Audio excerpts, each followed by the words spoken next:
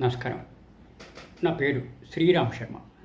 ఒక భార్య భర్త మీద వరకట్న నిషేధం case, dowry prohibition case file చేసింది. Section 498A IPC, section 3 and 4 dowry prohibition యాక్ట్ను అనుసరించి పోలీసు వాళ్ళు ఆవిడ కంప్లైంట్ తీసుకుని ఇటువంటి కేసు ఫైల్ చేశారు. అది సుప్రీంకోర్టులో ఛాలెంజ్ చేశాడు సదరు భర్త.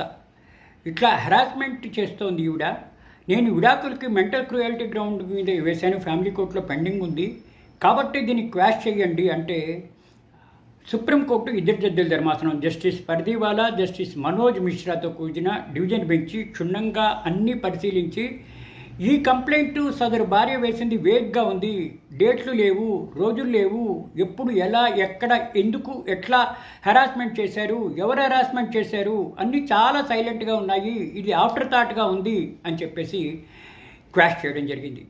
అంటే ఇప్పటిదాకా మనం చూసింది ఏంటి, ఏ వ్యక్తి అయినా ఇట్లా హెరాస్మెంట్కి గురి అయితే కంపల్సరీగా జైలుకు వెళ్లాల్సి వస్తుంది.